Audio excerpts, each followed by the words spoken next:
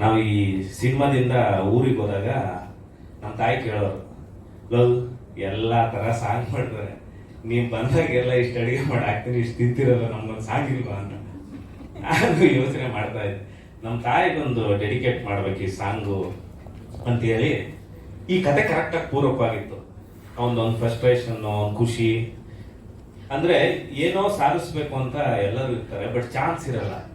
ಯಾವುದೋ ಒಂದು ಕಲ್ಚರ್ಗೆ ಅಂದ್ರೆ ಮನೇಲಿ ಅಡುಗೆ ಮಾಡಿಕೊಂಡು ಅವ್ರಿಗೂ ಏನೋ ಲೈಫಲ್ಲಿ ಅಚೀವ್ ಮಾಡಬೇಕು, ನೆಕ್ಸ್ಟ್ ಲೆವೆಲ್ ಹೋಗ್ಬೇಕಂತ ಆಸೆ ಇರುತ್ತೆ. ಬಟ್ ಈ ಜೀವನ ಶೈಲಿಲಿ ಸ್ಟ್ರಕ್ ಆಗಿ ಒಂದೇ ಕಡೆ ಉಳ್ಕೊಂಡು ಅದೇ ಮಾಡಿ ಮಾಡಿ ಮಾಡಿ ಬೋರ್ ಆಗಿರುತ್ತಲ್ಲ, ಅವ್ರಿಗೂ ಖುಷಿ ಆಗ್ಲಿ, ಅವ್ರಿಗೂ ಒಂದು ಡೆಡಿಕೇಟೆಡ್ ಆಗಲಿ ಅಂತ ಈ ಸಾಂಗ್ ಮಾಡಿದ್ದೀನಿ. ಎಲ್ಲರಿಗೂ ಇಷ್ಟ ಆಯ್ತು ಅಂತ ಅನ್ಕೋತೀನಿ. ಬೇರೆ ನಿಮ್ದೇ ನಿರ್ಮಾಣ ಬೇರೆ ಅಂದ್ರೆ ಈಗ 13ನೇ ತಾರೀಕು ಅಂತ ರಿಲೀಸ್ ಡೇಟ್ ಅನೌನ್ಸ್ ಮಾಡಿದ್ರು. ನಂಗೆ ಈ ತರ ಡೌಟ್ ಗಳು ತುಂಬಾ ಬರ್ತಾ ಇರುತ್ತೆ. ಒಂದು, ನಿಮ್ಗೆ ಇದು ಮೊದಲ ನಿರ್ದೇಶನ 1 ಅನ್ನೋ ನಂಬರ್ ಇದೆ, ಇದು ನಿಮ್ಮ 3ನೇ ಸಿನಿಮಾ 3 ಅನ್ನೋ ನಂಬರ್ ಇದೆ. ಆತರ ಏನಾದ್ರು ಕ್ಯಾಲ್ಕುಲೇಷನ್? ಯಾಕಂದ್ರೆ ಈ ಹಿಂದಿನ ಸಿನಿಮಾಗಳಲ್ಲಿ ಕಾ ಅಕ್ಷರ ಬಂದಿರೋ ತರ ಎಲ್ಲ 3 ಇನ್ನರು ಈ ತರ ಏನಾದ್ರು ಕ್ಯಾಲ್ಕುಲೇಟ್ ಮಾಡಿದ್ರೆ ಹೆಂಗೆ? ಅಲ್ಲ, ನೀವ್ ಹೇಳಿದ್ಮೇಲೆ ಈಗ ಐಡಿಯಾ ಬರ್ತಾ ಇದೆ. ನನ್ನ ಮೊದಲನೇ ನಿರ್ದೇಶನ ಅಂದ್ರೆ 1, 3ನೇ ಸಿನಿಮಾ ಹೀರೋ ಆಗಿ 3, 2 ಸೇರಿ 13. ನೀವ್ ಹೇಳಿದ್ಮೇಲೆ ನನಗೆ ಗೊತ್ತಾಗಿದ್ದಿಲ್ಲ, ಐಡಿಯಾ ಇರಲಿಲ್ಲ. Thank you. ಹಂಗೆ ಅನೂಪ್ ಸರ್ ಬಗ್ಗೆ ಹೇಳ್ಬೇಕಂದ್ರೆ, ಈ ಸಾಂಗ್ ಕಂಪೋಸ್ ಮಾಡಕ್ ಮುಂಚೆ ಇವ್ರ ಮನೆಯಲ್ಲಿ ಇವ್ರ ವೈಫ್ ಇರ್ಲಿಲ್ಲ. ಅಡುಗೆ ಯಾರು ಇಲ್ಲ ರೀ, ಹೋಟೆಲ್ ಹೋಗೋಣ ಅಂದ್ರು. ಇರಿ ಸಾರ್ ಅಂತ ಹೇಳಿ ಅಲ್ಲಿ ಕಟ್ ಮಾಡಿ ಹಾಕ್ತಾ ಅದನ್ನೆಲ್ಲ ನೋಡ್ತಾ ಇದ್ವು. ಅವಾಗ ಒಂದು ಇರಿಟೇಷನ್, ಹೆಂಗರು ಇದನ್ನ ಡೈಲಿ ಮಾಡ್ತಾರೆ, ಇದೊಂದೇ ಕೆಲಸ ಪಾಪ ಅಂತ ಹೇಳ್ಬೇಕಾದ್ರೆ ಅನ್ನಿಸ್ತು, ಸರ್ ಬಾಣ್ಲಿ ಸ್ಟವ್ ಬೆಂಕಿ ಹಚ್ಚು ಅಂತ. ಫಸ್ಟ್ ಲೈನ್ ಇವ್ರ ಮನೆ ಕಿಚನ್ ಅಲ್ಲಿ ಆಕ್ಚುಲಿ ರೆಡಿ ಮಾಡಿದ್ದು. ಒಳಗಡೆ ಹೋಗಿ ಮುಂದಿನ ಲೈನು ಎಲ್ಲ ನಮ್ಮ ಪ್ರಮೋದನ್ ಕರೆಸಿ ಆಮೇಲೆ ಮಾಡಿದ್ದು. Thank you Anoop sir. ತುಂಬಾ ಚೆನ್ನಾಗಿ ಅನೂಪ್ ಸರ್ ಕೆರಿಯರ್ ಅಲ್ಲಿ ಇಷ್ಟು ಸ್ಪೀಡ್ ಇರೋದು ಸಾಂಗ್ ಇದೆ ಅನ್ಸುತ್ತೆ. ಅವ್ರು ತುಂಬಾ ಮೆಲೋಡಿ ಒತ್ಕೊಡೋದು.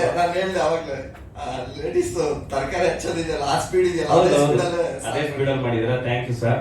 ಹಂಗೆ ಧನು ಮಾಸ್ಟರ್ ಥ್ಯಾಂಕ್ ಯು. ನನಗೆ ಡ್ಯಾನ್ಸ್ ದೇವರಾಣೆ ಬರಲ್ಲ, ಏನೋ ಕಷ್ಟಪಟ್ಟು ಏನೋ ಮಾಡಿದೀನಿ ಅಂದ್ರೆ ಅದಕ್ಕೆ ಧನು ಮಾಸ್ಟರ್ ಕಾರಣ. ಸರ್ ಇವರು ಡ್ಯಾನ್ಸ್ ಕರೆಕ್ಟ್ ಆಗಿ ಮಾಡ್ತಾ ಇಲ್ಲ, ನೀನು ಮಾಡ್ತಿದ್ದೀರು ಅಂತ ತಲೆ ಕಾಲ್ ಮೇಲಿತ್ತು ಅಂತ ಟಾಸ್ಕ್ ಕೊಟ್ಬಿಟ್ಟಿದ್ರು. ಅದು ಮಾಡೋವರೆಗೆ ಸಿಕ್ಕಾಪಟ್ಟೆ ಥ್ಯಾಂಕ್ ಯು ಮಾಸ್ಟರ್, ಚೆನ್ನಾಗಿ ಮಾಡ್ತಿದ್ರಿ ಲಾಸ್ಟ್ ಆಯ್ತು. Thank you master. ಹಂಗೆ ಧನ್ಯವಾದ ಸಾರಿ ಕೇಳ್ತೀನಿ, ಸಾಂಗ್ ಅಲ್ಲಿ ನೀವು ಇರಲ್ಲ. ಆಕ್ಚುಲಿ ಕುಕಿಂಗ್ ಸಾಂಗ್ ಇಲ್ಲ ಇಲ್ಲ, ಅವ್ರು ಇಡೀ ಸಿನಿಮಾದಲ್ಲಿ ಅವರೊಂದು ಕುಕಿಂಗ್ ಮಾಡೋ ಸೀನ್ ಇದೆ.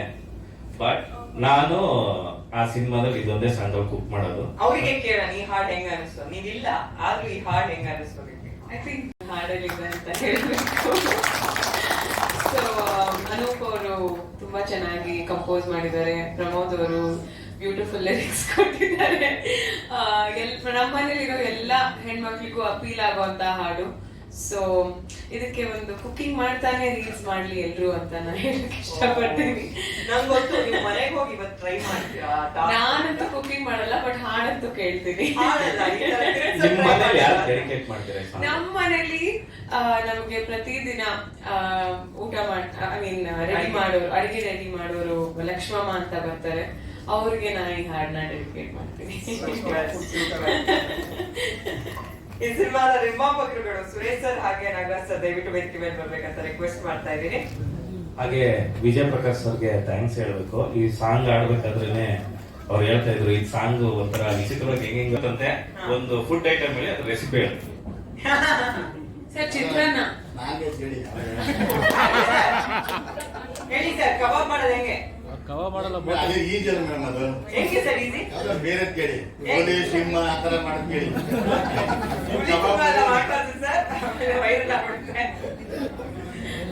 ಆಯ್ತು ಸರ್, ಈಗ ಅದೆಲ್ಲ ಬೇಡ, ಆ ಚಿಕ್ಕದು ಇಟ್ಕೊಡಿ. ಚಿಕ್ಕ ಸೌಟ್ ಎಲ್ಲೋಯ್ತು?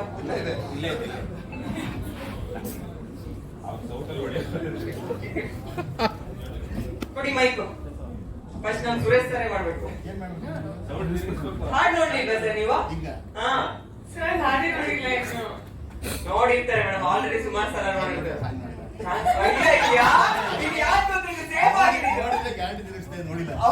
ನಾನ್ ನಾಗೇಶ್ ಸರ್ ನೋಡಿದ್ರು. ಹಾ sir, you can do it. ಹಿಂಗೆ ಉಲ್ಟಾ ಉಲ್ಟಾ.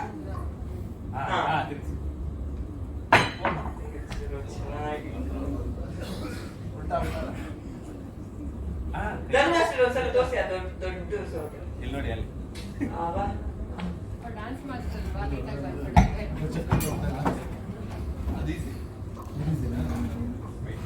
ಶಾಲಾ ಗೌಡ್ರು ದಯವಿಟ್ಟು ವೇದಿಕೆ ಮೇಲೆ ಬರ್ಬೇಕಂತ ರಿಕ್ವೆಸ್ಟ್ ಮಾಡ್ತಾ ಇದ್ದೀನಿ. ಬಂದಿದ್ರು ಸರ್ ಅವರು.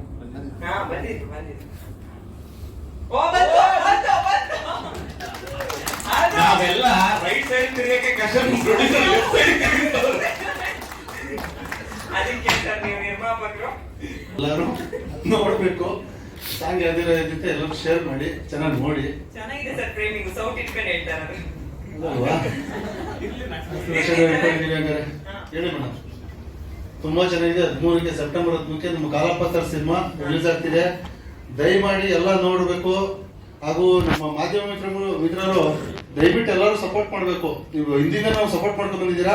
ಮುಂದೆ ರೀತಿ ನೀವು ಸಪೋರ್ಟ್ ಮಾಡೇ ಮಾಡ್ಬೇಕು. ನಿಮ್ಗೆ ಖಂಡಿತವಾಗೂ ನಿಮ್ಗೆ ಒಂದು ಥ್ಯಾಂಕ್ಸ್ ಹೇಳಕ್ ಇಷ್ಟಪಡ್ತೀನಿ. ಸೂಪರ್. ಸುರೇಶ್ ಸರ್ ಇಲ್ಲ ಸರ್ ನಿಮ್ಗೆ ಏನಾದ್ರು ಇಲ್ಲ ಮೈಕ್ ಹಿಡ್ಕೊಂಡು ಸ್ವಲ್ಪ ಮಾತು ಕಮ್ಮಿ ಆಗ್ತದೆ ನಮ್ಗೆ. ಹಂಗೆ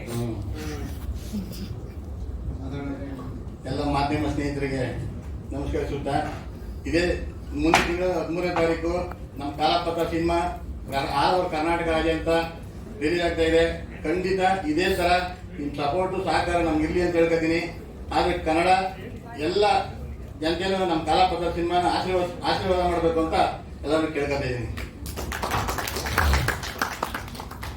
ಸುರೇಶ್ ಸರ್ ಹಂಗೆ ಒಂದ್ ಚಂದ ಸರ್ ನನಗೆ ಗೊತ್ತಾಯ್ತು ಇವ್ರು ಮನೆಗೆ ಹೋದ್ಮೇಲೆ ಫೋಟೋ ಆಪರ್ಚುನಿಟಿ ಇಡೀ ತಂಡ. ಒಂದು ನಿಮಿಷ. ಥಿಯೇಟ್ರ್ ಎಷ್ಟು ಪ್ಲಾನ್ ಮಾಡಿದ್ದೀರಾ ಅದೆಲ್ಲ ಹೇಳಿ ನಿರ್ಮಾಪಕರು. ನೆಕ್ಸ್ಟ್ ಅದನ್ನ ಇನ್ನ ಪೆಪ್ಪರ್ ರಿಲೀಸ್ ಆಗಬೇಕು 30th. ಅದಾದ್ಮೇಲೆ ಥಿಯೇಟರ್ ಸೆಟಪ್ ಗೊತ್ತಾಗುತ್ತೆ. ನೆಕ್ಸ್ಟ್ ಒಂದು ಟ್ರೈಲರ್ ಪ್ರೆಸ್ ಮೀಟ್ ಇದೆ. ಸ್ವಲ್ಪ ಡೇಟ್ಸ್ ರಿಲೀಸ್ ಮಾಡಿ